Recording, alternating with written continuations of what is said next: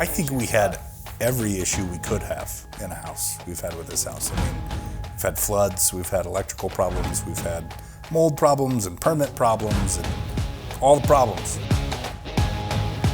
We purchased this house 2 years ago for $675,000. That's so bad, Mitch. Got to the deck. The problem with the deck was the permitting process. It was a 16-month nightmare. And if you don't have really thick skin in this type of industry, you probably shouldn't be a fix and flipper. Find a different type of investing to do.